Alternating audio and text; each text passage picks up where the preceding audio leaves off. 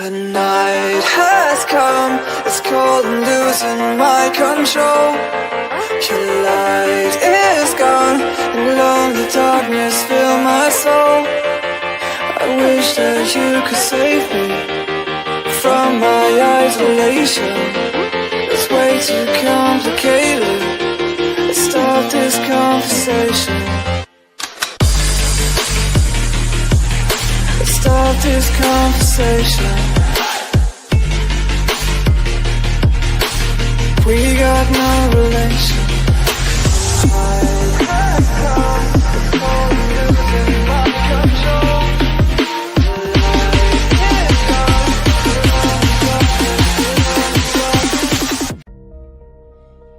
Hi, and welcome everyone to Ethereal Encounters Unveiled.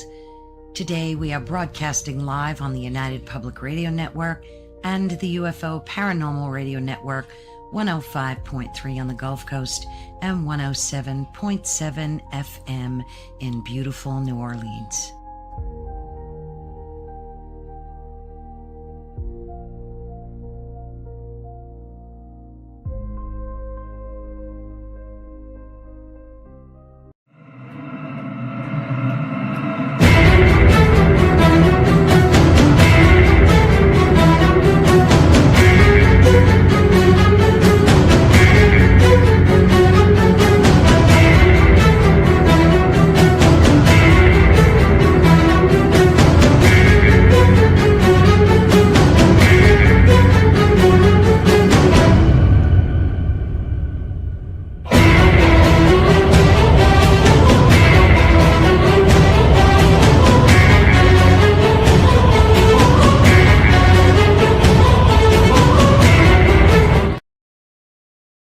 Well, good evening, my wonderful peeps. How are we today? It is Sunday, and it's hotter than hell. My thermometer is reading about 81, but with the humidity factor, it feels like I'm in hell. Yeah, it's hotter than hell, and it's going to get hotter than hell, beyond hotter than hell this upcoming week. Hey, Heidi, good to see you. I want to thank you, PRN Talk Radio, 105.3 Mississippi, 107.7 New Orleans, for allowing me to give you two shows a week, Sunday nights from 8:10 to 10:10 p.m., and on Tuesday nights from 8:10 to 9:10 p.m. This Tuesday, I'm going to have a special guest. She's new to UPRN. And her show, she heals animals, which I think is really cool, and all kinds of other good stuff. I know her first name is Angel. We chatted today. Hey, Joni. And it's going to be an interesting show this Tuesday. So if you guys aren't doing anything, you know what? Just pop on in. On Tuesday night, 8:10 to 9:10 p.m. Heidi says, I found a baby fledgling finch, little birdie today, and been speaking with a wildlife rehabilitator. He's iffy, and I need to check on him. Okay, go ahead, buddy. Tell the little finch I said hello. You have to excuse me because it's like really, really hot up here.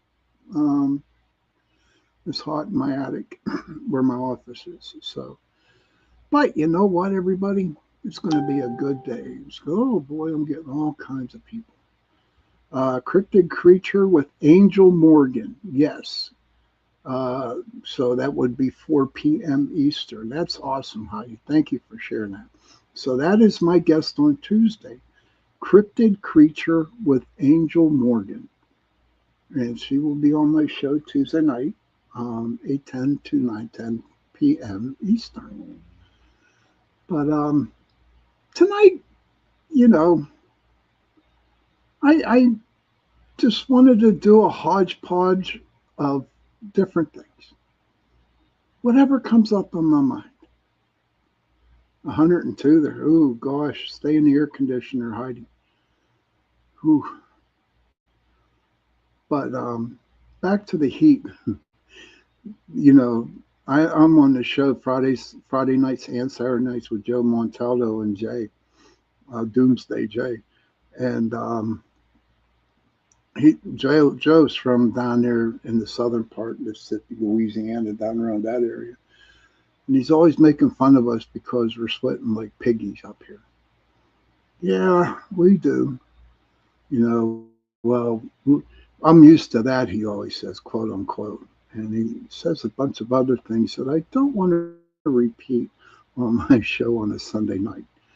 You have to come in on Saturdays to check it out. But I don't know. Oh, how do you? Oh, it's the Creature Code podcast. Okay, with Angel Morgan. Oh no, that's okay to have an oopsie every while now and then. You know. Hi, Kara. How are you? Well, tonight I'm going to try something different tonight. Okay, especially the last half hour of the show, and I'm not going to tell you. You're going to find it interesting. I will tell you. Thank you, Kara. Thank you. And I don't know. So tonight's a hodgepodge of anything and everything. And I want to start off, okay? So, has anybody ever heard of CERN? Of CERN? Well, CERN, the European Organization for Nuclear Research, is the world's largest particle physics laboratory. It's located on the France-Switzerland border near Geneva. It operates massive particle accelerators, most notably the Large Hadron Collider, to help scientists. Now, listen to this, everybody. Okay. Now, I'm old school. You know, I don't, but you got to check this out, though. Okay. I don't know if something's wrong with my comments down here. Oh, Kara says yes. Heidi says yes, sir. And Kara says, of course, we've heard it. LOL, who hasn't? A lot of people. A lot of people. Now, it operates massive particle accelerators, most notably the Large Hadron Collider, to help scientists study the fundamental structure of matter in the universe versus earliest moments. Honestly, who gives a crap? Who gives a crap? I don't care.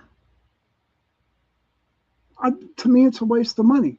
And it's funny how they say it's located in Geneva, because if it really screws up, then France will blame Switzerland, and Switzerland will blame France. So I can understand it. Kara did a report on a collider back about 20 years ago in college. But I'll tell you what, that's awesome. Yeah, it's Hadron, or Hadron. Depends on what part of the country you live in. But you know what? Why? Why do we need to find out about universe's early moments? All this CERN thing does is just like waste money, I think. And people live and die by this stuff. I see people freaking out because what CERN has done. When they turn on CERN, there's a lot of wormholes, little black holes that go into the universe. And God only knows what's coming through that universe, through them black holes. And from what I understand, I read up a little bit about it, those black holes only stay open for a little bit. But people are so concern that something evil or something different is going to come through those holes and it's going to like screw up our timelines. It's going to make us jump into other dimensions. I'm not knocking those people. If that's what they want to believe, God bless them. But I'm talking from my point of view. Okay, I love your stream. Hope to catch you live next time you stream. Add me to Discord. All right, I will do that, Johnny. Heidi, I had a female cardinal fly right in front of me today. What's that mean? I could tell you what that means because somebody in heaven is talking to you or wants to know that they're okay. But we'll let Heidi talk to that one. But that's what cardinals are for. But why? Why did they have to spend so much money on this machine that could get the God particle? I mean, come on. Am I the only one that thinks this? Why it's crazy? Why? And people are, like I said before, people are freaking out. And I don't know. Why do we need to put our, oh, you're welcome, Kara. Okay, double check it, Heidi. Okay, my bad. No, you're welcome. But honestly, guys, ladies and gents, I'm not here to mock anybody. I mean, yeah, last night after the show, I watched like 3 or 4 TikToks how people are going crazy over this thing. Now they're shutting it down for 4 years. And since they shut this thing down, okay, thank you, Heidi. And since they shut this CERN down, people are saying that time is going by slow. Does anybody experience that time is just going really slow now?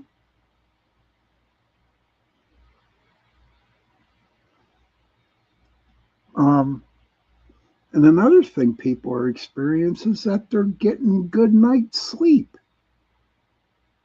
because the CERN is shut down. Yeah, it seems fast to me too, Kara.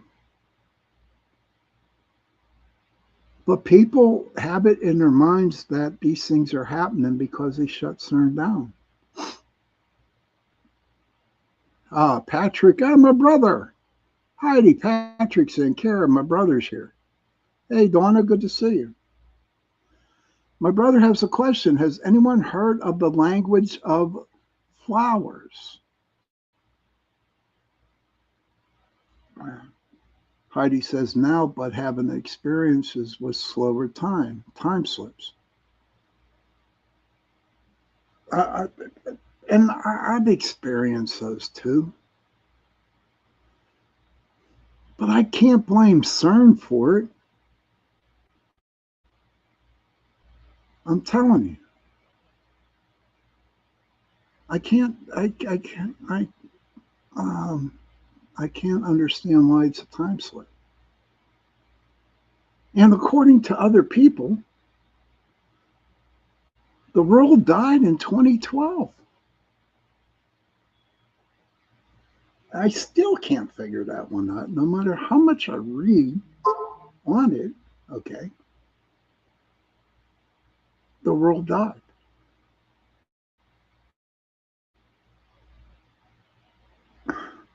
Is that when CERN went into effect? I don't know. Okay, the CERN operates purely for fundamental scientific research with over 10,000 scientists and engineers collaborating globally to explore particle physics. Hey, Mark Eddie. Now, let me repeat that. CERN operates purely for fundamental scientific research with over 10,000 scientists and engineers collaborating globally to explore particle physics. Why do we have to explore particle physics? What does it mean to us? What does it mean to us? Do we have to know the reason why that the particles? I don't know. But you know what's the funny part about all this, everybody? Here's the funny part. So you got 10,000 scientists and engineering collaborating. And, you know, they come up with an answer. But being the scientists that they are and the engineers, they'll find an answer. And then they'll freaking debate it. Hey, Sherry, good evening. I'm doing good. Just a little hot, hon. They will debate. And thank you very much, Stu. Appreciate it. But they will debate it. Because someone out of those 10,000 people are not going to agree with it. Because they did not, because they didn't find the answer. Kara says, I'm honestly scared about our government learning as much as it has. Patrick says, bunnies are cool, my spirit animal. Yeah, we have a lot of them around here. But they're going to debate it. And then, of course, the governments are going, and I'm not just talking our government, I'm talking all the other governments are going to step in. So what's the end game on CERN? What is the end game for CERN? They're going to research and research and research, get answers, fight about those answers. Then they'll do more research on those answers. I don't know. But here are the key aspects and discoveries of the Large Hadron Collider. I agree with you, Kara. Or, you know what, this is like really crazy, with this CERN, the Hadron Collider. Maybe that's why aliens are staying away from the Earth, because they got this big ass thing that could destroy universes or put small freaking holes in the universe. I bet you they're sticking away. No, you're loud. Hey, good night, brother. You have a good night. Stay safe. Thank you for popping in, buddy. Now, the key aspects and discoveries. The Large Hadron Collider, LHC. The LHC is the flagship instrument at CERN. It is the world's most powerful particle accelerator, resting in a 27-kilometer, 17-mile circular tunnel by firing protons at velocities nearing the light of speed. Scientists recreate conditions similar to the Big Bang to understand the origins of the universe. Why? Does anyone have a good answer for me? I sure as hell don't. I sure as hell don't. Why do we need to know the origins of the universe? Why can't we just let it be the universe? Kara says it's a wicked thing, and they used to be scared about them creating black holes and sucking us all in. I don't know how they could be scared about that. Seriously, because there wouldn't be an Earth. But back to my last question. Why do we need to know the origins of the universe? What's it going to do to us? Oh, okay, Kara. What's it going to do with us?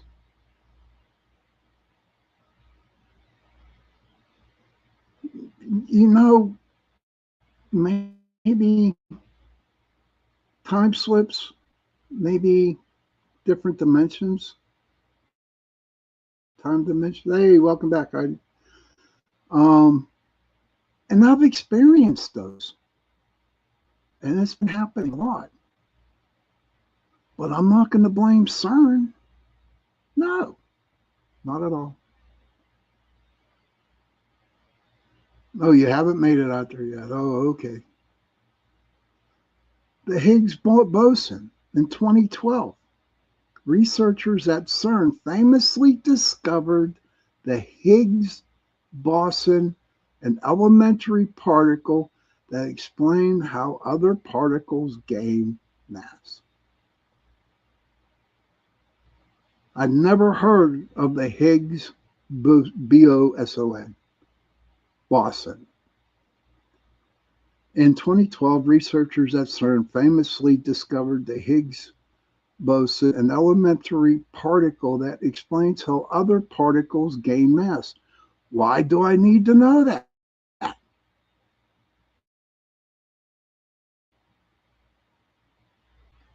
I'm just a blue collar worker that gets up, goes to work, eats everything. I don't need to know about why particles gain mass. But there's one good thing that did come out of this that I think. The birth of the World Wide Web in 1989, CERN scientist Tim Berners-Lee invented the World Wide Web as a way for researchers to easily share information. The current status, the LHC, is currently in a major maintenance and upgrade phase known as Long Shutdown 3. This transformation will prepare the facility to operate at the high luminosity, boosting its collision rate and expanding the boundaries of physics research. To me, that's all mumbo jumbo. To me, it's just like, I don't know. Does it get on my nerves? Hell yeah, it gets on my nerves. Because they're spending so much money. They're paying all these people a ton of money to find out about expanding the boundaries of physics research. My, oh my, oh my, oh my. That's Joe Kenda says it. Oh my, oh my, oh my. Kara says maybe somebody was instructed by ET to build it and learn it for the future. Who knows? Not me. I don't know. Maybe ET told him to build it. Maybe the aliens have something to do with it. Hell, that ET's, that shit that happened at Roswell. Do you know what's crazy about that? I think Roswell, I think it was 1946 or 47. I'm not sure. But do you know 3-4 years after that happened, microwaves became a thing? Yes. Wireless transmissions, stuff like that. Phones. Hey, Vet Girl, holy crap, good to see you. Hey, Vet, where's your boyfriend at? Kevin. Where's Kevin at? I haven't seen him all night. I hope he's okay. But I don't know. It just, what bugs me the most, what bugs me the most about CERN and all this is how people are out there seeing stuff and people are believing in them. It's causing a big stir. It's causing a lot of people being upset.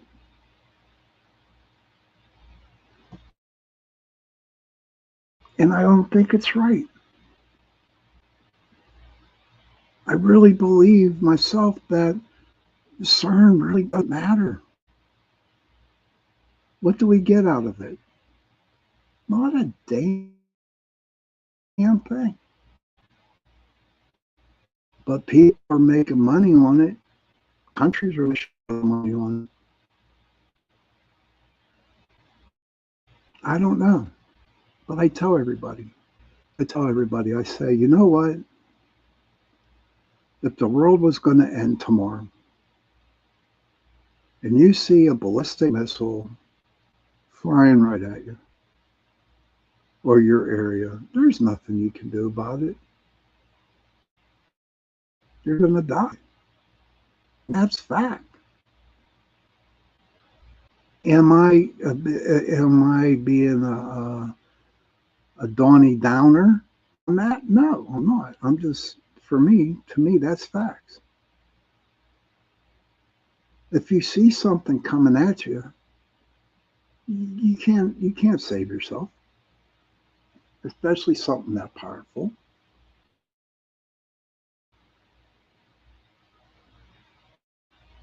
I don't think nothing could save you. Up these little black holes and shit,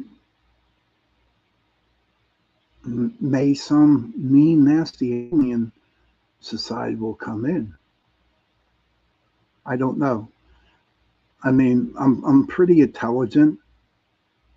I know some stuff, but this certain shit, I don't know. I do not know. I don't understand why people want to do the particle shit. What's it got to prove? I don't know. If something happens, it's going to happen. And there's no way for me, there isn't. No way.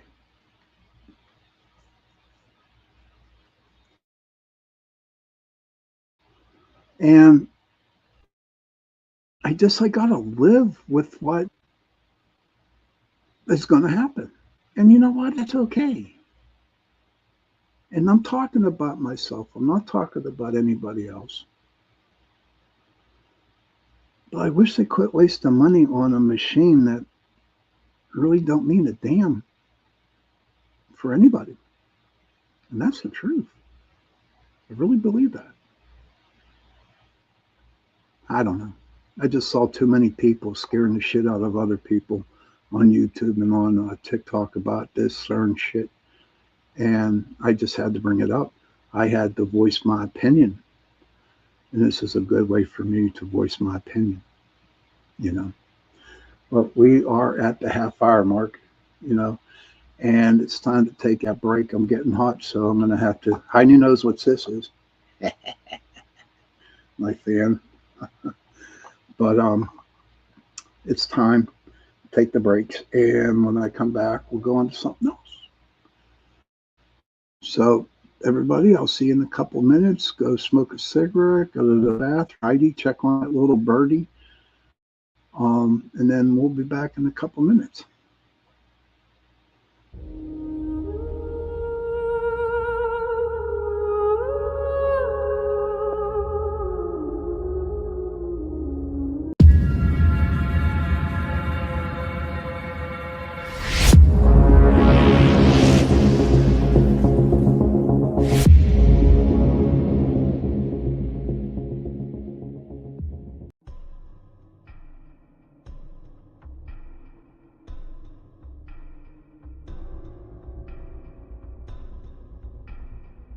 Welcome to Don't Whistle at Night podcast, where Navajo legends echo in the shadows.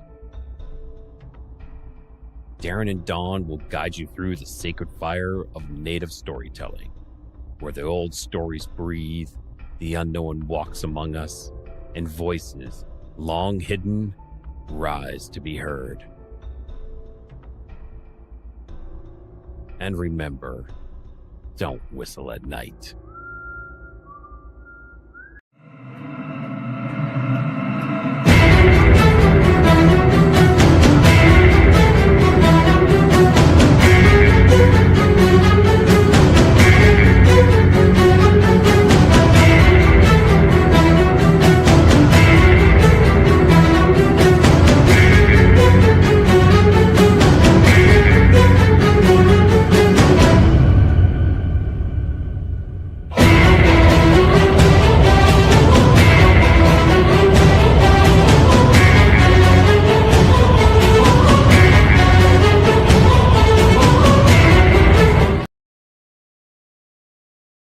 Hey, welcome back, everybody, to Into the Night, the Sunday night edition on UPRN Talk Radio, 105.3 Mississippi, 107.7 New Orleans.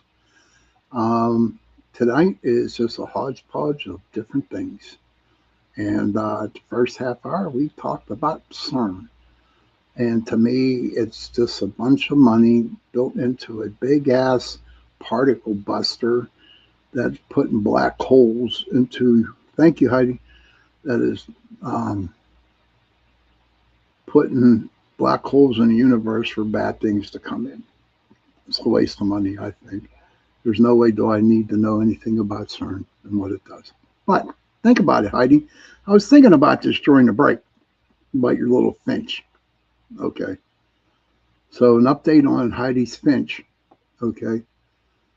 Heidi said, "Oh my goodness, I don't see him," and thought he was gone. He was upside down now. I'm tripping. Maybe it was the little birdie in the garden that flew up in the tree, but she don't know. But he hasn't moved much since this morning. Well, hey, Squats man, good to see you, brother. So this comes to the second. Heidi, I was thinking on the break, are finches, little birdies, little finches, are they part of the fairy realm? I thought for some reason something popped into my mind about that finch, that little French finch that she got hanging around upside down. Maybe he's a bat in disguise. Haha, that was a joke. Oh, I'm sorry. But aren't they part of the fairies? I mean, think about it. If he's in the tree where the fairy tree is at on your property or home, maybe he's there for a reason.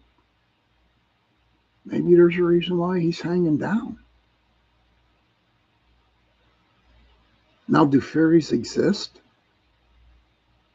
I know they do. Is it wrong for me to talk about them? No. I would rather deal with fairies than some big ass machinery over in Switzerland wanting to break up particles and cause black holes in the universe. Seriously.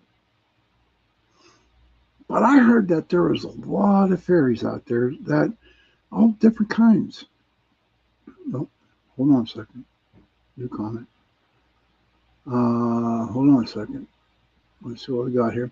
Heidi says, "Oh, I don't know. I hadn't heard that the finches and chickadees are in the pine trees. The fay trees are the line of old trees in the back." Okay. Is it possible, Heidi, and I'm glad that you brought that up, is it possible that the fairies could go to the pine trees? I don't know, hon, but if somehow I'm thinking the both, this finch, these birds, these chickadee stuff, birds and the finches, for some reason I think they have some dealings with the fae. I don't know. Well, people are thinking now who never heard my show before, who have never met me, think, "Oh my God, this guy's a nut."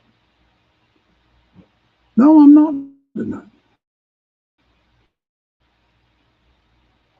And he says most definitely they go all over. So I'm thinking that there's something going on between the two. I believe it, Heidi. I trust my gut. But there's also all types of fairies. A lot of people say they're good.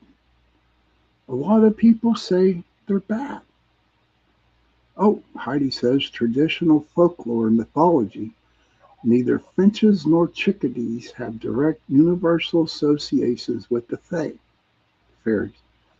Specific birds like cuckoos, magpies, crows, and wrens.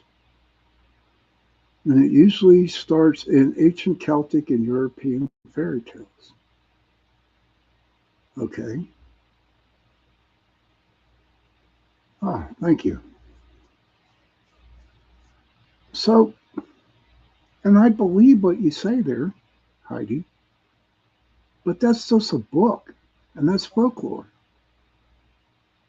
Who's not to say that that is the 21st century, and maybe they're moving on to somewhere else?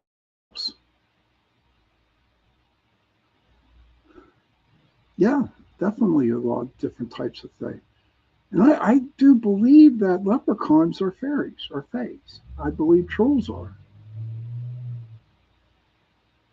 And you know, the other night, Heidi, you were talking about, you know, the timeline jumping. Who's not to say that the fays are jumping timelines too? Is it possible? I think it is. Maybe that's why they go ballistic or go crazy over around your area. I really haven't seen any fae around where I'm at. Maybe because it's too damn hot. But I know for a fact that it is the 21st century and things change. But you know what? People are going to blame CERN for that. Puckwudgies, trolls, all on this too. I don't like puckwudgies, man. That's a cuss word. Puckwudgies. Um, and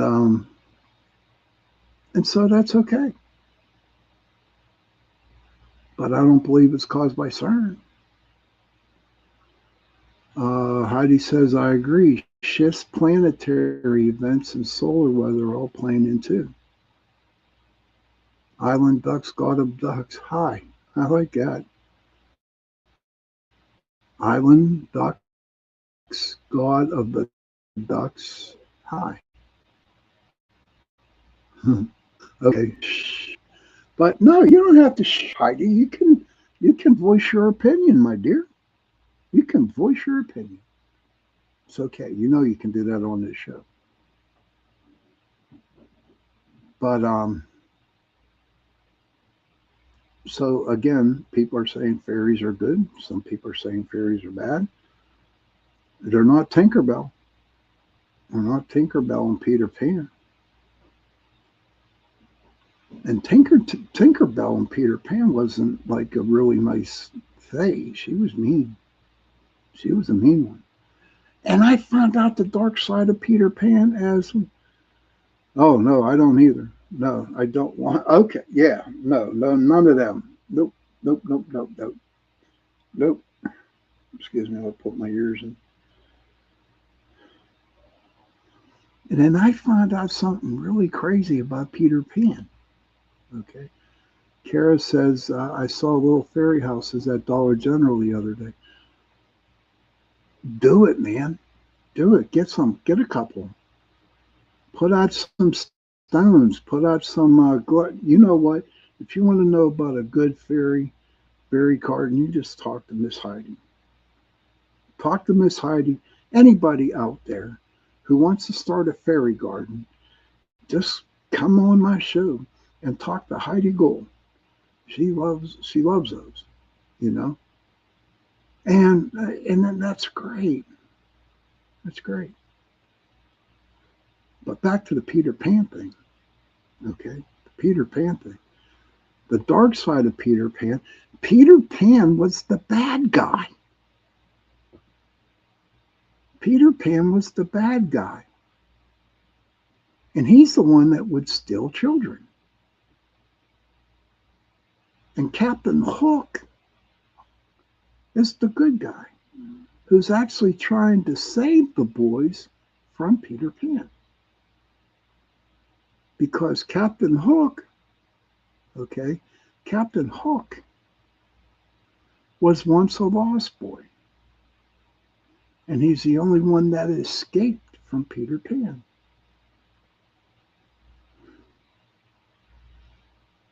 That blew me away.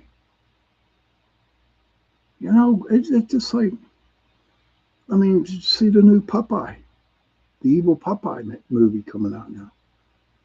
The guy, this Popeye, he just eats spinach and goes around and kills people. That is scary stuff, man.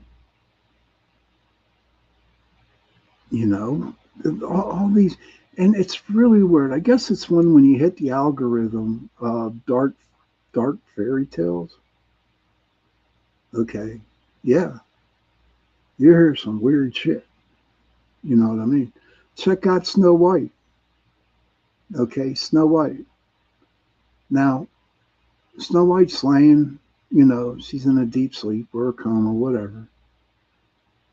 And this prince comes by. Hey, Buck Brown, dude, good to see you, my friend. Now, in Cinderella, no, I'm sorry, Snow White. Okay, she's laying in the woods. She's like in a coma. And this sweet prince comes and kisses her on the lips. And she awakens. And so they go and they start walking. And all of a sudden, they come up to a big white castle, okay, in the distance. Come to find out by some of these crazy people out there, right? Oh, me neither, Johnny. Um, but come to find out from some of the crazy people out there that like to analyze these, you know, these freaking fairy tales. Snow White was dead. She wasn't in a coma. She was dead.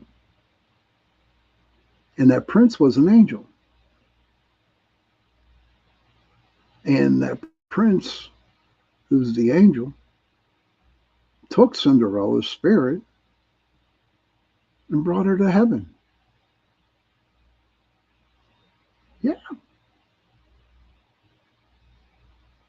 People must have some awesome, awesome imaginations. You know? What can we say about Cinderella? Yeah, Snow White.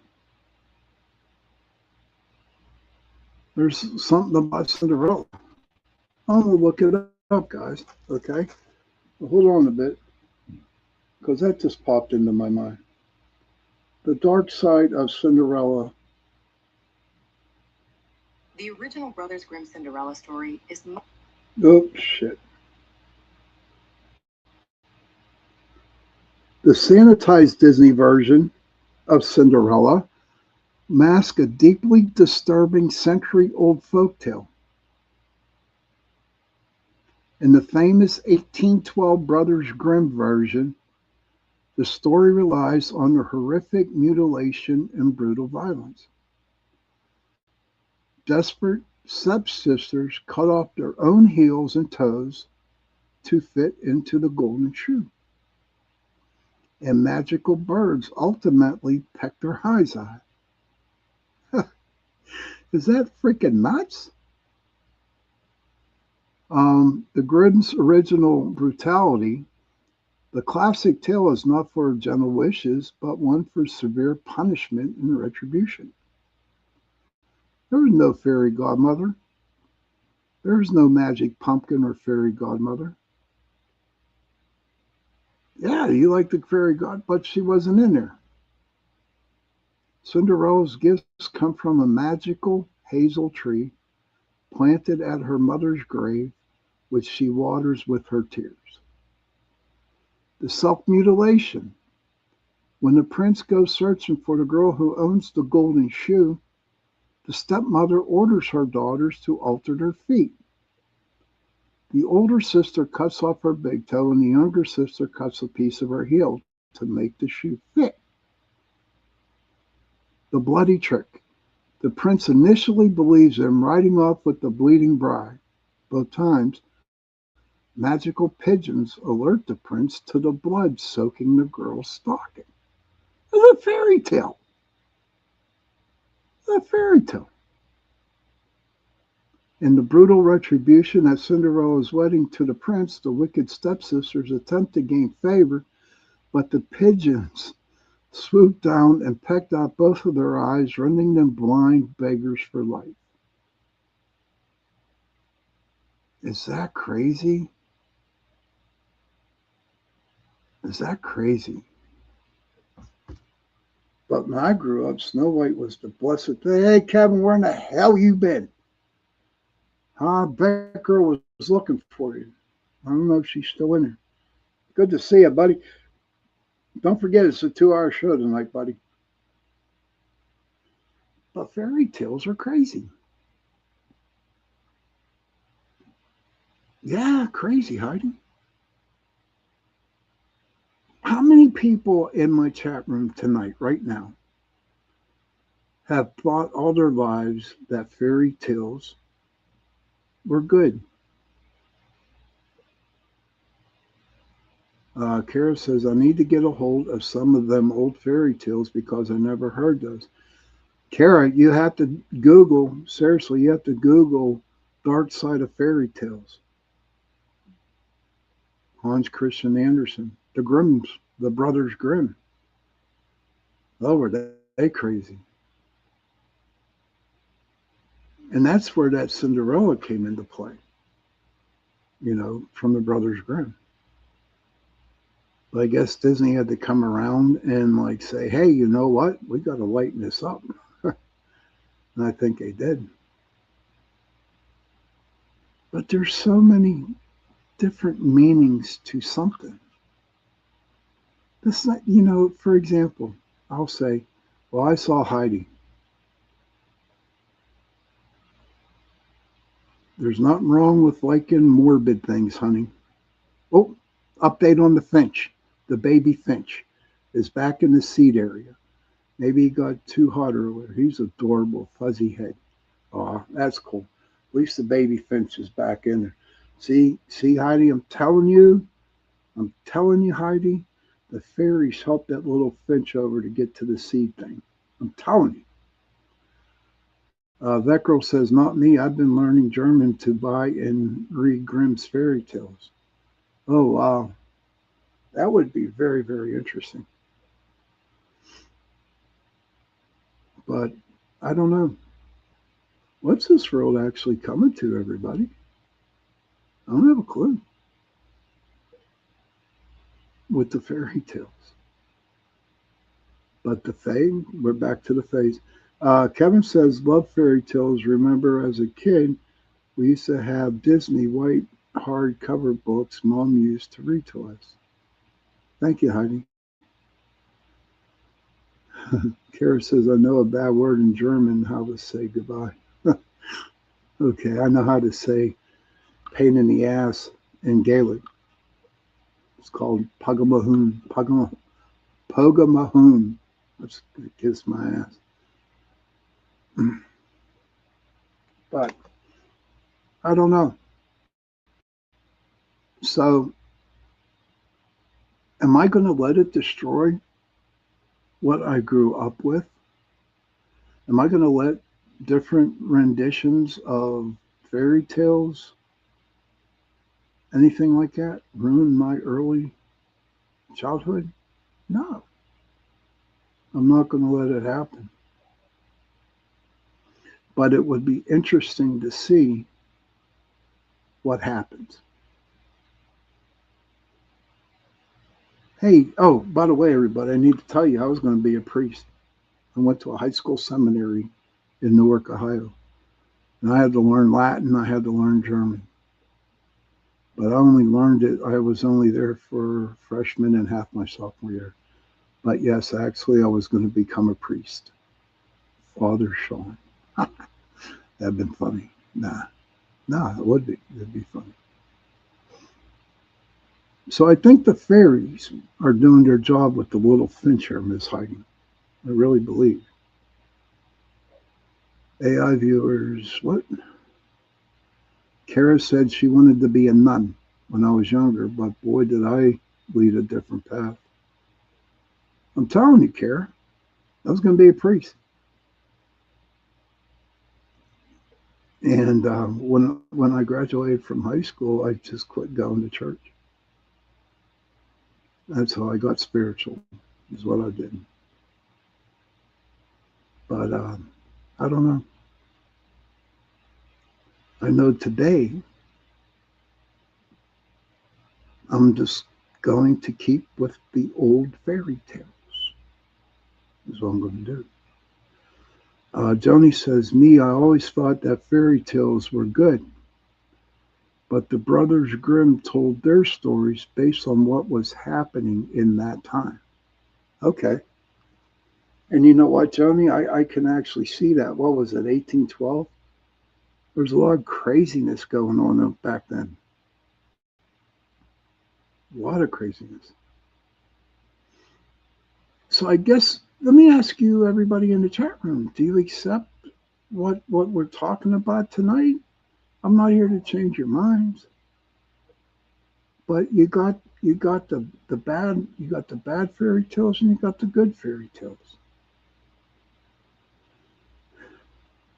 which we don't know which is true.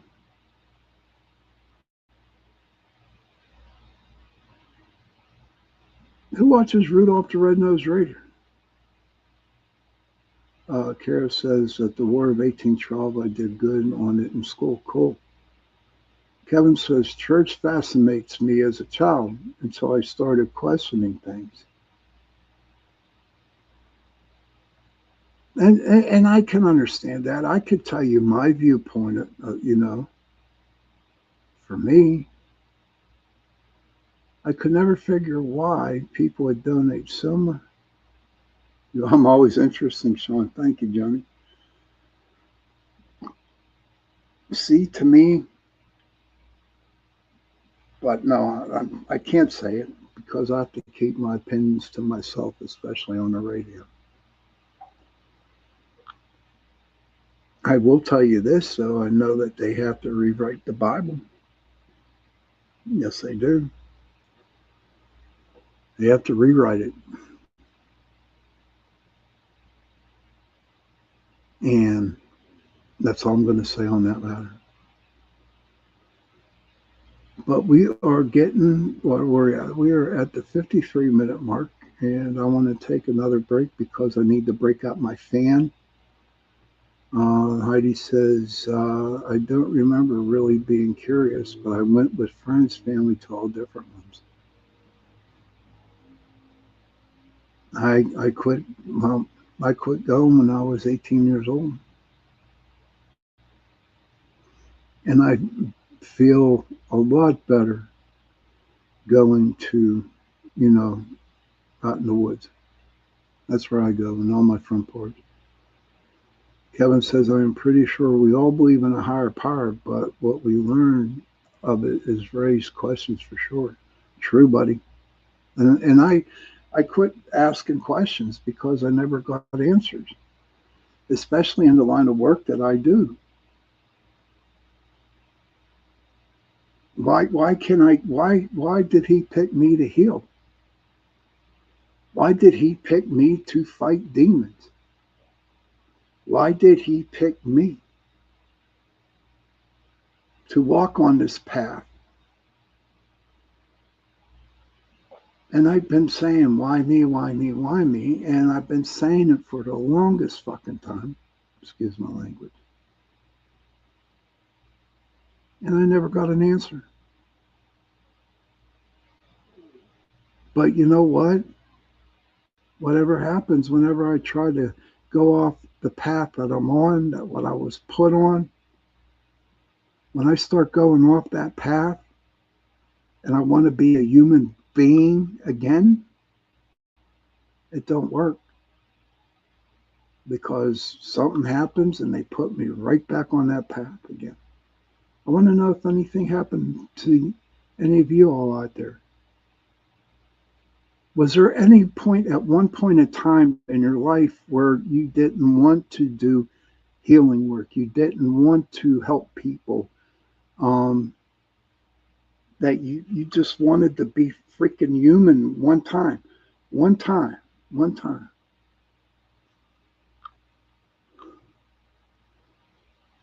Kevin says, "When my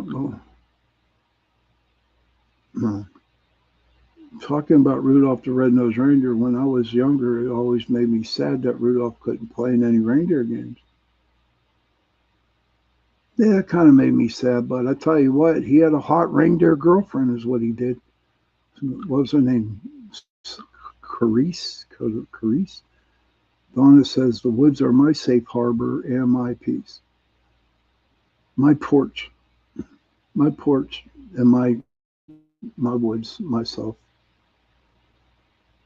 But let me ask you people again. I want to ask this question, then we can get into the break. All right. Anybody that has been working with their empath, who have helped people who don't understand why their life is different, why they can't have a normal life, but you know you're helping people. Is there anybody out there that ever wanted to say, hey, I've had enough of this shit. I want to be normal. I want to be a normal person. I don't want to heal no more. I don't want to help. I don't want to clear demons. I don't want to clear ghosts. I don't want to know anything about the little people, nothing like that. I don't want this. I do not want it. But it never happens because I'm put back on the path again. And let me ask you this, people out here, and please do not feel sad for me. I don't you want to feel bad for me or nothing. But sometimes I think, I know for a fact the path I walk by myself. I don't walk with anybody on it. And the reason why I don't walk with anybody on it, because it's my path. And that's what spirit keeps pounding into my head.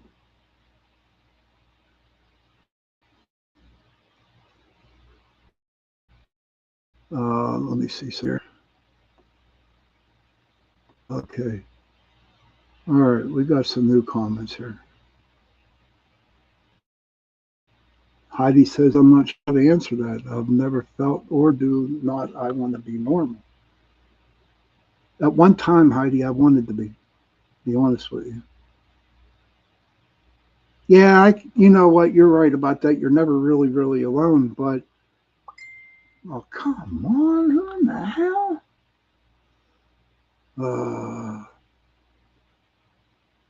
I don't know. I guess I feel safer when I walk alone. Kara, I'll be honest with you. Oh, we got some more people with you. Helping Kevin said that. Hold on. Okay. Say you wish you had some of those gifts. And I'm sure there'll be a bunch of other people too. Then I will tell you for my own self. Okay. Um, the gift is a curse. The gift is a curse. It's good, and Heidi needs alone time. The gift is good, but the gift is a curse. True, Joni. And I'm not telling you not to go look for it and not wanting it, but I've been cursed because things happen that you realize that you have no control over, but you see it happening, you feel it happening, you know it. Yes, Heidi says, I'd rather be empathetic, right? And Kara says, I already feel cursed anyway. So just be careful. That's all I can say. You're my friend. You're a dear friend of mine. But just please be careful. Kara says, I think my son has some of those gifts, but I don't know how to help him evolve them. Find somebody to help him, or talk to Kevin. Kevin's the best at this. I'm sorry to put you on the spot on that, my friend. But is there any way you could help Kara? Yes, Heidi, and have gained from each experience. And you know what? It's at the 1 hour mark. So I am going to go on break. I got to turn on my fan because I'm sweating like a dog here. I swear to God I am. So we're going to go on break, go have a cigarette, check on that little Finch, see how he's doing, please. And when we come back, we'll get into something else. But I just want to say this, but at the end of the show, in the last half hour of the show, I'm going to do something different. And we're going to see how it goes. And on that note, please go have a cigarette, go to the bathroom, do what you got to do, and I'll see you back in a couple minutes.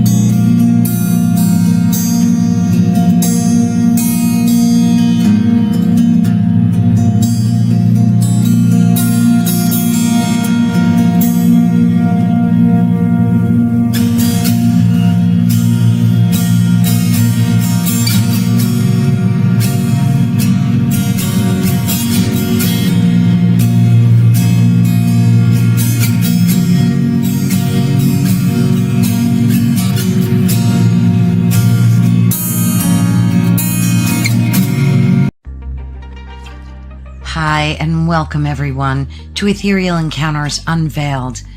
Today we are broadcasting live on the United Public Radio Network and the UFO Paranormal Radio Network, 105.3 on the Gulf Coast and 107.7 FM in beautiful New Orleans.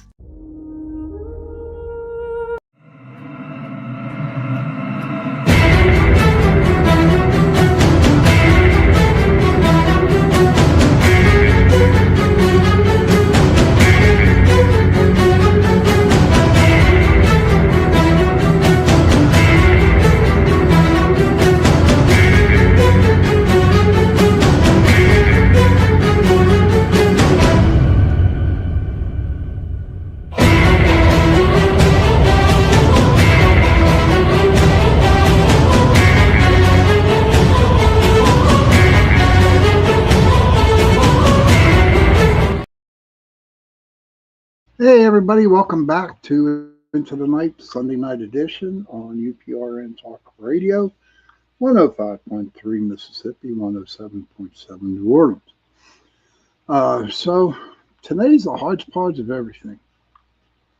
And so the first half, we talked about the CERN machine, and then we got into fairies, and then we got into my own personal thing about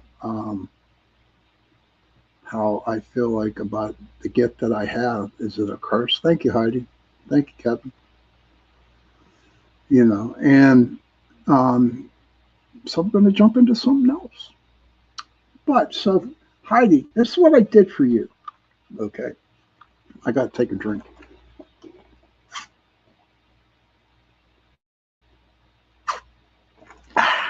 Okay. So, Cindy Mitch, good to see you. So, Heidi, so you saw a finch. Oh, don't be sorry. Oh my gosh, don't be. So here's what I did for you, Heidi, because you were helping out that little finch. Okay. And I found out what it spiritually symbolizes for you. It's joy, high energy, and positive transformation. Known for their vibrant plumage and cheerful songs. These birds act as divine messengers, encouraging you to remain optimistic, embrace renewal, and celebrate the present moment. Due to their lively songs and bright colors, finches are universally seen as symbol of happiness. Their presence reminds you to find joy in simple things.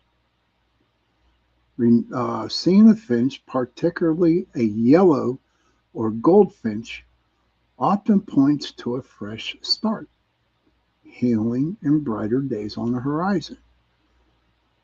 So, all the craziness that you have been going through for the past couple of days, maybe that's why that finch is there, because there's going to be a lot of healing for you, a lot of brighter days on the horizon. I see that. Finches are resourceful and thrive in diverse environments, symbolizing freedom from worry and the ability to easily navigate life changes. Oh my God, that's why this finch is in your life right now. You can't deny that. You really can't deny that. When life feels overwhelming, a visiting finch is thought to represent spiritual support. And it's okay to break out the Kleenexes if you have a little tear in your eye they're hiding. But it's true. I believe that. So um, so that's why I got the finch for you. That's why I looked it up. Had to look it up. So that's what I want to get to now. Okay. All right. I'm gonna have to wipe off my sweat. Oh God. And we're gonna talk about animal. Thank you, Kevin. Heidi says I read some of that too. Goosebumps. Love that. Grateful for you, Sean. I feel this. Oh my God, that is why. Definitely overwhelmed lately. Yes, you can actually let the finch take those tears and the overwhelmingly overwhelmed you have. Let it go. You're welcome, buddy. You're welcome, Heidi. Thank you, Kevin. So that's what I'm going to do tonight. Okay. You know how I do the card reading? At the end of the night, at the end of the show. Well, I'm going to do something different. Okay. We're going to do the bird. We're going to do readings. But I need 4 people to come up with an animal.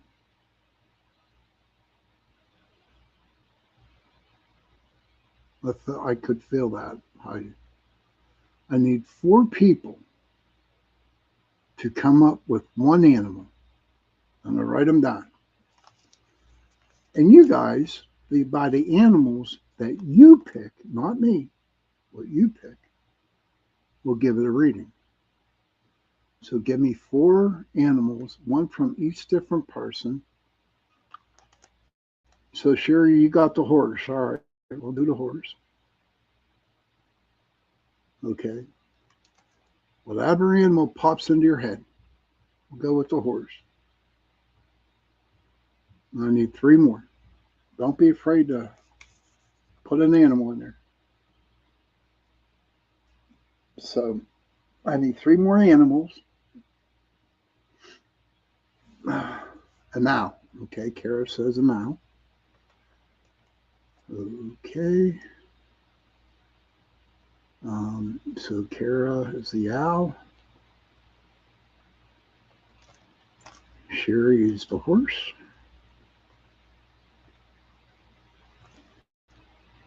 Kevin is, that girl is the hummingbird.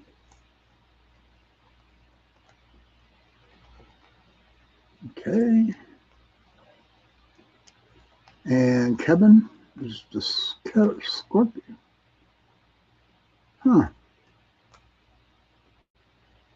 Okay, we'll throw a 5th one in there. Cindy says tiger. Okay. Alrighty. Okay, we have the animals. Do animals cure people? Do animals help people out?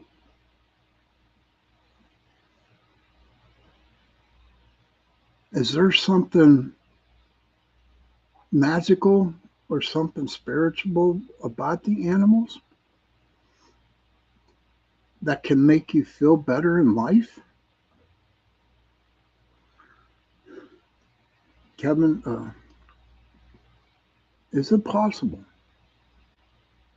If you want my opinion, it is. Oh, yeah, cap her. Definitely, with paws. How is paws, Heidi? How is paws? You haven't talked about paws for a while. I hope he's doing all right. Yes, they are amazing. That's a fact. I'm surprised you didn't pick the moose. Sure, that's funny. I'm surprised you didn't pick the moose. That's the me and Sherry got the moose going on. So that's what I'm gonna try. That's what I'm gonna try. You guys pick the animals, and we'll give a reading on it. I don't blame him, man. Give him a haircut, Heidi. Give Paws a haircut. The owl, the owl feels like watchers and wives. Kevin says tapping into their traits and energy. Yes, they can be helpful. And just listening to birds chirp today with Beckerel, peaceful. Well, the birds we have at our house, in our backyard, my brother puts that bird seed, okay, in a big bowl. And those little bricks of the stuff that you put in them little square thingies? He puts 3 of them in. And you know what? Our birds that we have in our yard are pigs. They're literally pigs. They just go in and eat the crap out of all the feed. It's like they never eaten in their entire life, you know. Oh, and remember everybody? When the bird was stuck in my attic? It finally did leave in the morning. But man, did he poop his ass off over a lot of stuff in my attic. I don't clean that shit up. It was terrible. But birds fascinate me as much as animals do. Okay. And to me, I like my friend Val. She is my sister. I mean, literally my sister. I mean, she has the same birthday. We also did ghost hunting, and I'm very close with her family. And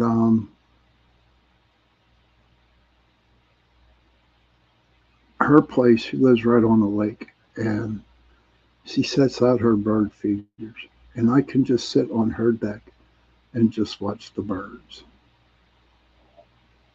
and I just enjoy it. I enjoy the crows. I enjoy the ravens that hang around my house, especially the ones when they wake you up. But I tell you what, there's one bird that gets on my nerves, are the mourning doves, morning. And I'm like, no, no, no, no, no, shut up. But the birds I have around our house, they eat and they shit all over the place. But I love watching them. And speaking of cardinals, we have had 2 cardinals here. And I know the one cardinal is my father. I do know that. He's my father. And the other one, I believe, is my grandmother. But you know what else, Kevin? The crows and ravens and a lot of the other birds are very smart. They ain't no dummies. They are no dummies at all. And the only animals, something's up really bad. I don't know if it's due to the heat or there's a couple of hawks hanging around the house, but they have 3 hutches of bunny rabbits. And there's no bunnies out in the yard. Heidi says, I saw a mourning doves before you did, Sean.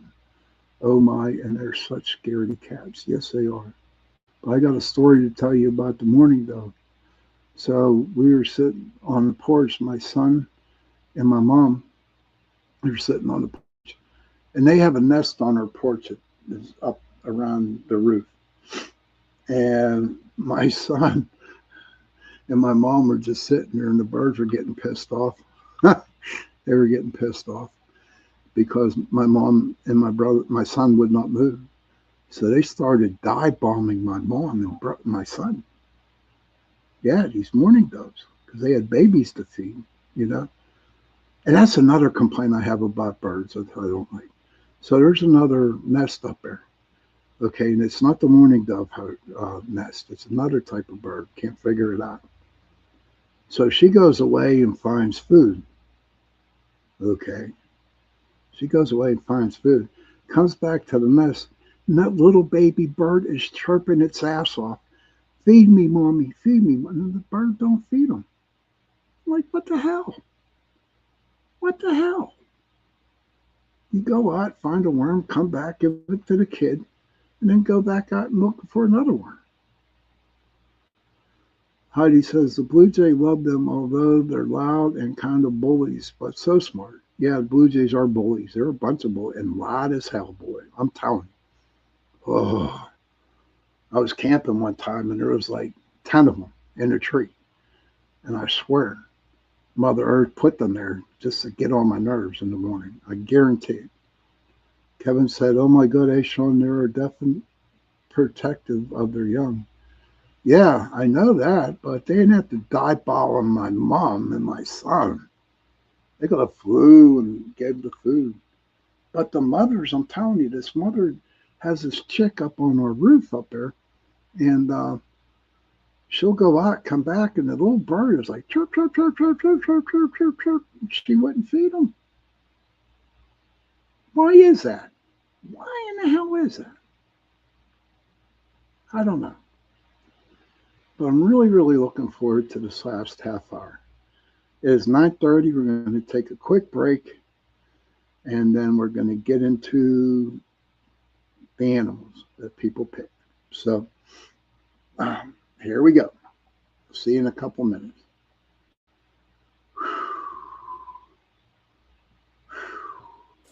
The night has come, it's cold and losing my control. Your light is gone, and lonely darkness fill my soul. I wish that you could save me from my isolation. It's way too complicated. Let's start this conversation. this conversation. We got no relation. Has come, all losing my control.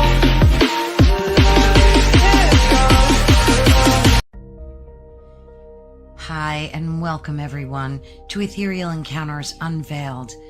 Today we are broadcasting live on the United Public Radio Network and the UFO Paranormal Radio Network, 105.3 on the Gulf Coast and 107.7 FM in beautiful New Orleans.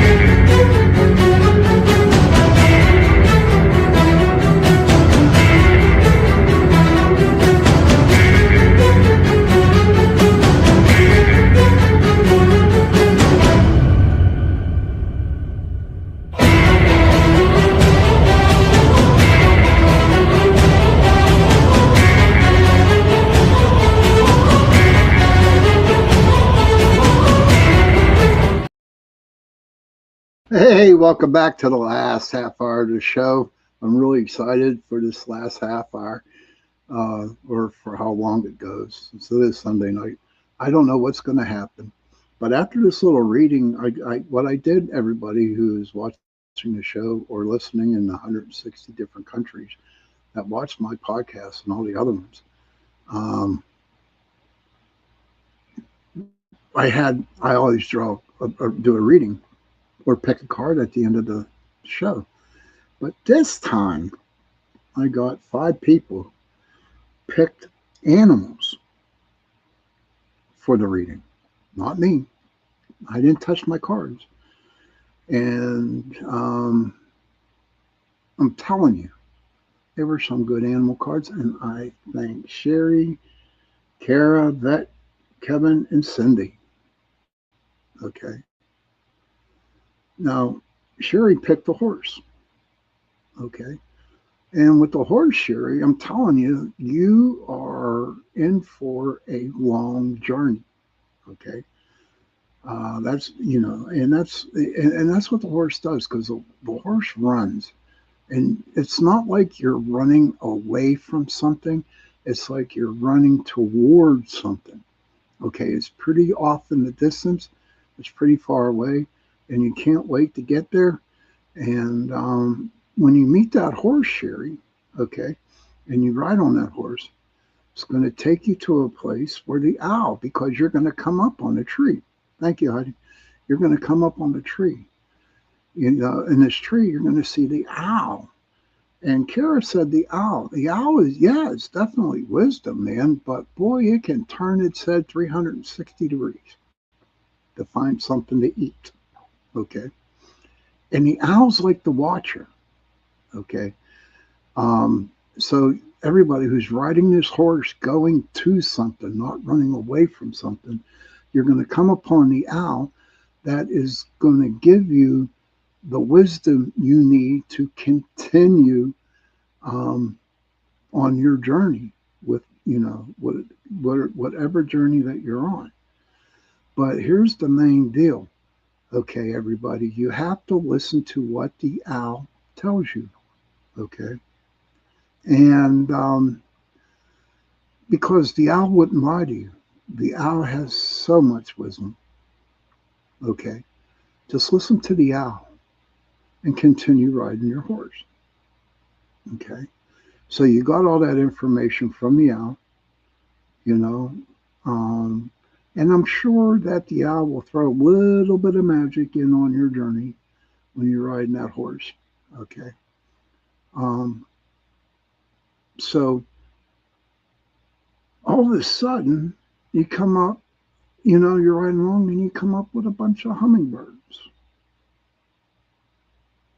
And it's like your mind is racing. You do understand what the owl said, and you know where you're going and you know what you have to do. But all of a sudden you come up with a bunch of hummingbirds, and you know them boys, they drink a lot of sweet water. Okay. And when I see that, it's not the water that, that is part of this reading I just see. Okay. It is what it is that they move really, really, really fast. They move quick. They're so fast and they're small and they're tiny. So as you are continuing with, your journey on the horse, you are really like all excited because you know you're going to get to it.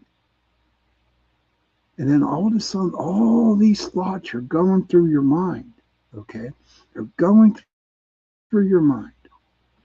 Zing, zing, zing. You know how the damn little bird, them hummingbirds, they're all zinging around in your brain. And you don't know which way to go. You don't know what to think. You just get so excited. And when you come to the hummingbird card, you need to slow down. You have to set some water out for them boys to start drinking so they can get it out of their head, so they can get out of your head, so you can focus on the thing that you want. But as long as you allow them little suckers fly around in your brain, okay, as long as you do that, um, you're going to have a hard time when you come up to that situation. So put some water out, put some sugar water out for the little hummingbirds so you can concentrate on what you want. You still have a ways to go, okay, but you're going to get there. But you have to concentrate on the now, what is happening in front of you, okay? And then you come up to the scorpion. And no, it's not the scorpion that you saw in the movies. The scorpions can sting the hell out of you. And when I see that scorpion, you're probably not allowing the little hummingbirds out of your brain. So I believe the scorpion there is going to stick you with its tail, not kill you, but awaken you. It's like you better get them damn birds out of your head, or you're not going to enjoy what you're going to. Okay. And so that scorpion's going to sneak up on your ass and he's going to sting you, bring you back to earth. Just enjoy the ride on the horse. All the other animals gave you, little tidbits of shit to do, and listen to them. But the hummingbird, you seriously need to get them out of your brain in order for this to continue to work. And then you come up on the tiger, which is a good tiger. Because here's what happened. You finally got to what you needed to do, where you wanted to go, what you wanted to accomplish. And then you come into the tiger. But here, the tiger in this reading is a protector. Because there's going to be outside influencers outside that don't like what you're doing because they are jealous of you. They are totally jealous of you, and they don't want that to happen. They don't want nothing good for you. It's always like they're nitpicking you. They're calling you this or calling you that. You don't work. You're no good. Blah blah blah. All the negativity things that they tell you. But the tiger's there to protect you. And when you get to where you need to be, enjoy what you have or what you wanted. Okay? Some of y'all might be still still riding the horse, right? But eventually you will get there and you will get what you need. And that's the reading. Thank you, everybody, for doing the hymns. But I got about a half hour left, and I'm going to do a meditation with you guys right now. If you want to do the meditation, okay? It's a long one. It's a long one, and you don't have to do it. You don't have to do it. And in the middle of this meditation, if you get nervous or if you get scared, you're welcome. You're welcome, Sherry. If you get scared, it's okay to come out of it. All right.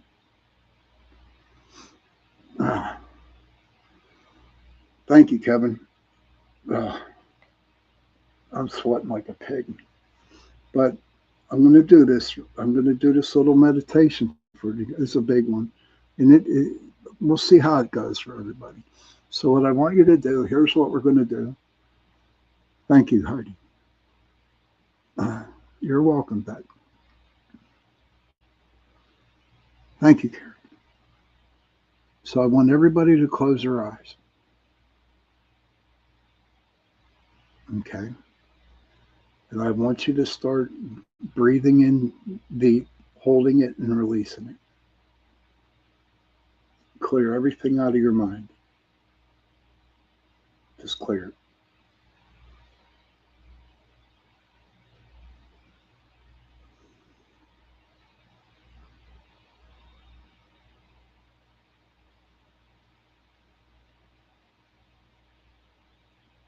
Now I want you to go to the forest.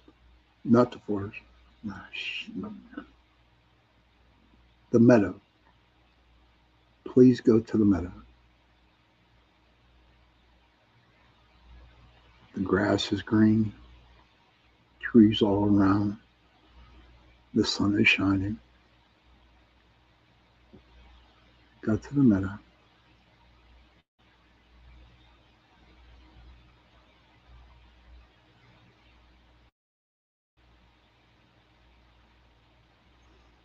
And at the edge of the meadow, you're going to see a horse.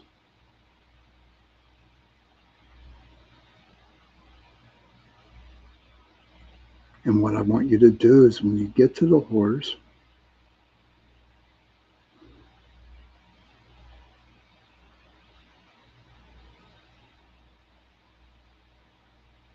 and get on the back of the horse. And you got to thank the horse for allowing him to let you come on the back of the horse, off his back. Now, if you look straight ahead, the horse is pointing that way. You see a path.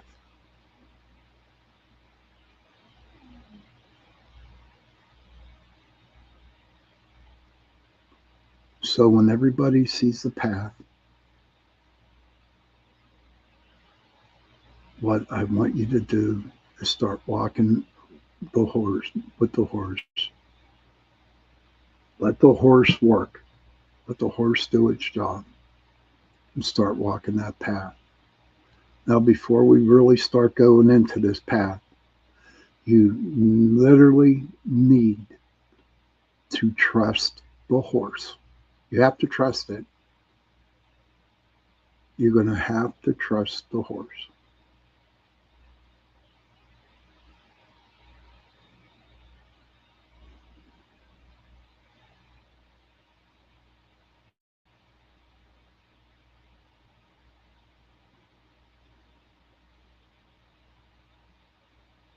Okay. Start going down the path with the horse. And as you're riding the path, you come up to the red forest. Everything in this forest is red.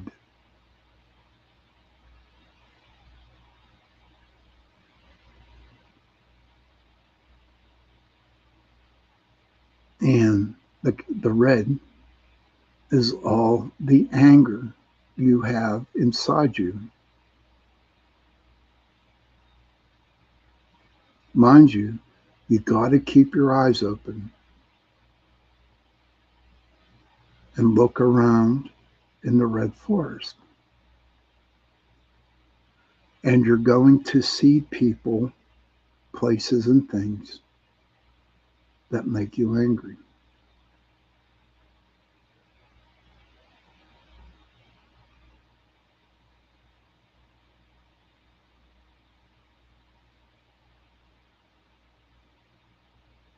Now, the horse is just trotting, it's not going fast. It's deliberately going slow so you can actually see all the anger in the people, places, and things that make you angry.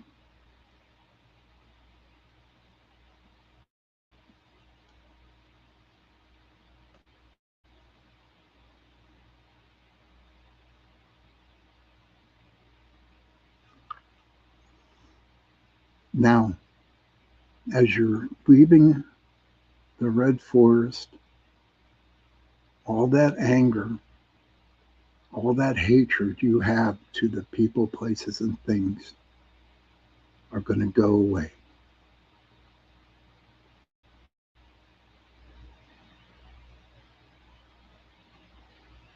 You don't need to go back there because all your anger is gone away. It's gone.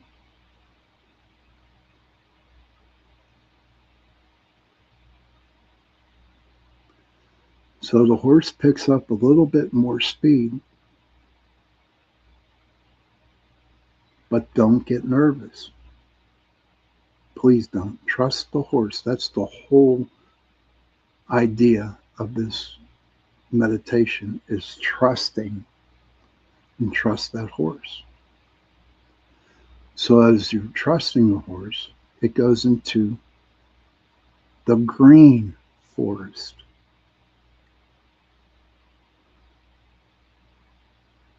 The green forest. Now the horse slows down. Open your eyes and look around.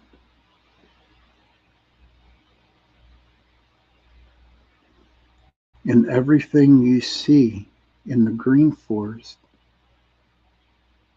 you're jealous of. Your greed. But the big thing is the jealousy.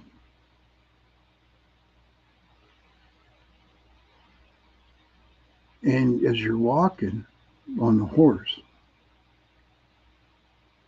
as you're walking and trotting on that path with the horse, open your eyes and look around. And look at the things that are green makes you angry, that you're jealous of. What you're jealous of. And all the greed that you have inside you. You want more, you want this, you want that, you want this, you want that. But like I said, it's the jealousy that you need to be looking at. Because you're too good of a person to deal with jealousy. So just continue going down the path with the horse.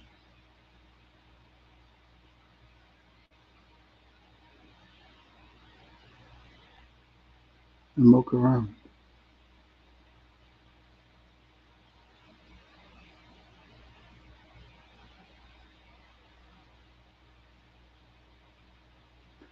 Now, we are leaving the green forest. And all that jealousy is gone away. There's no more jealousy.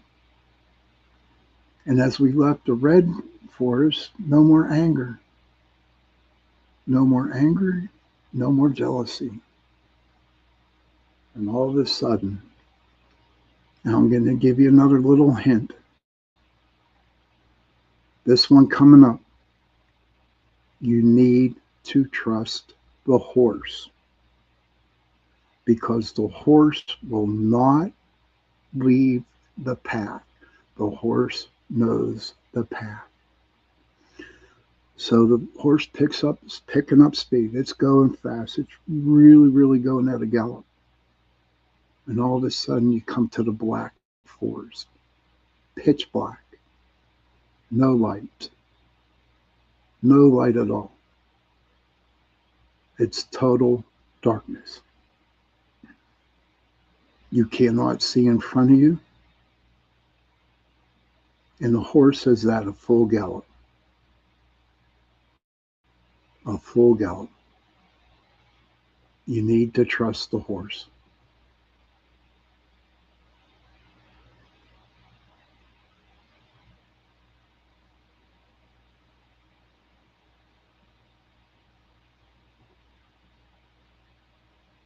You need to trust the horse. And it's picking up speed. It's picking up speed. It's going faster and faster and faster.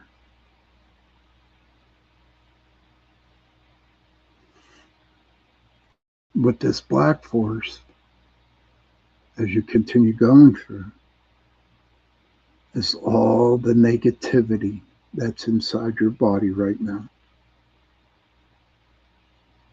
Every ounce of negativity is in that black forest right now.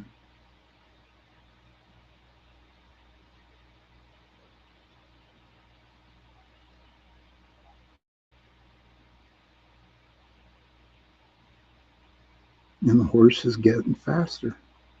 And there's no light. There's no moon. There's no stars. There is nothing.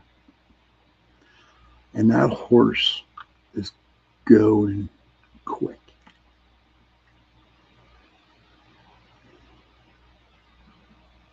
Stay on the horse's back. Trust the horse. You have to trust the horse.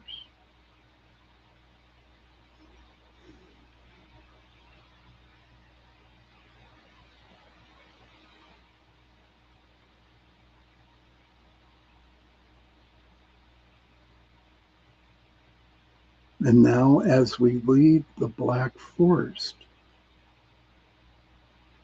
all the negativity that was inside you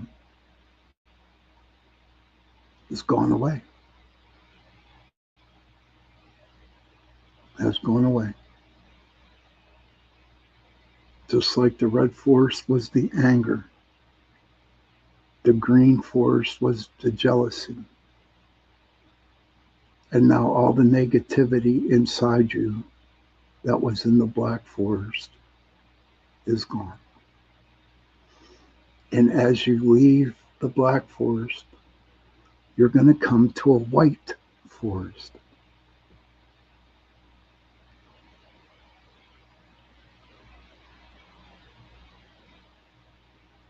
And the horse slows down for you.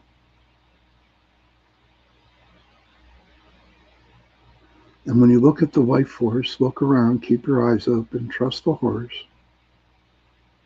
And in the white forest, you start seeing angels.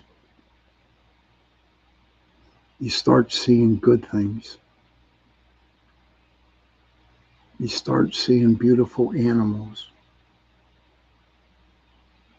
You're starting to see things that make you feel happy.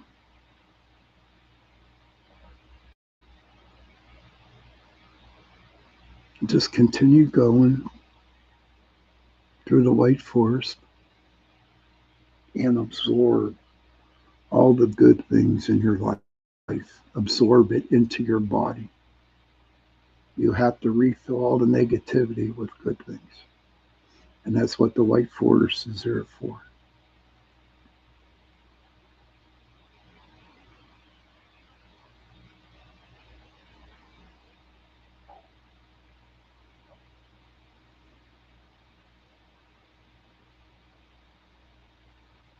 Now go through, you're leaving the white forest.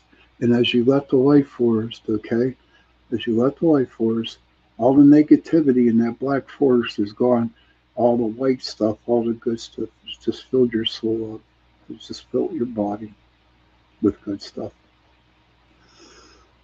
And as you leave the white forest, you are going into the blue forest.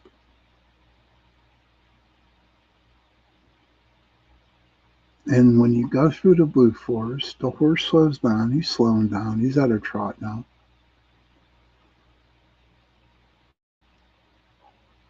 Look around the blue forest, and you're going to see more angels. You're going to see white clouds. You're going to see blue skies. You're going to start seeing people who care for you, who love you, who literally care for you. And just go through the blue forest. Go to the forest, blue, and look around. It's all good people in your life.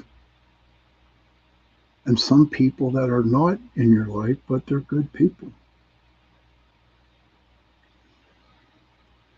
Just absorb all that wonderful energy from the good people.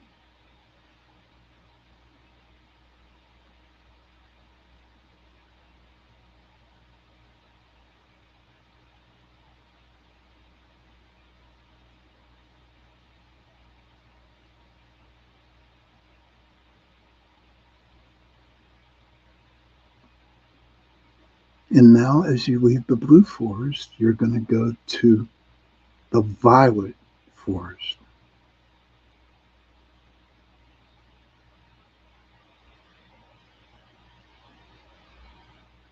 And when you go through the violet forest,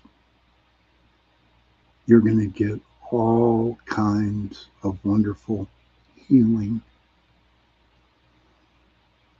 all kinds of angelic healing. And let the violet absorb your body. Feel the violet inside your body. Make you feel good. Because violet is the highest of all highest colors to be at. And with you all going through the forest, you deserve this. You have to say, I deserve it. And you do deserve it. You do deserve it. So suck in the violet energy into your throat through your crown chakra and just absorb it.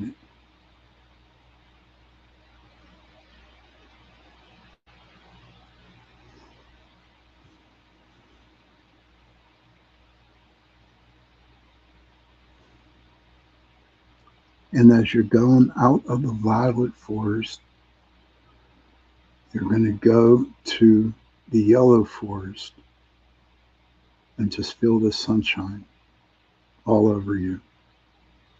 Soak up that yellow, the sunshine energy into you.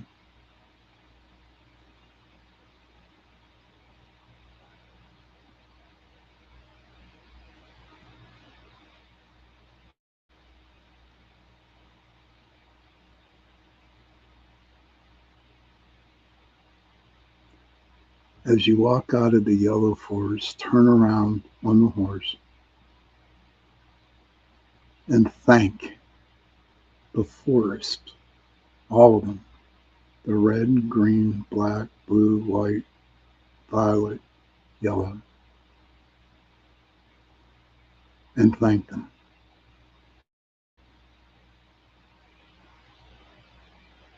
And definitely thank the horse for taking you on.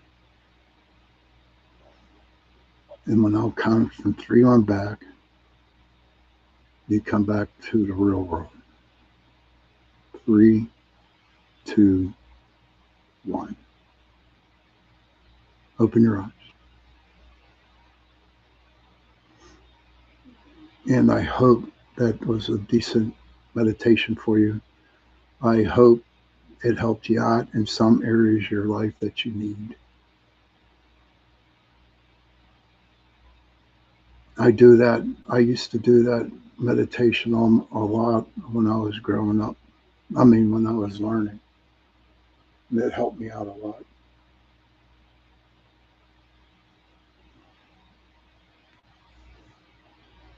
But we are getting close to the end of the show. Okay. I want to thank everybody for popping in tonight. Um, I hope everybody got something out of the show. I hope everybody got something out of the reading, and I hope everybody got something out of the little meditation we did.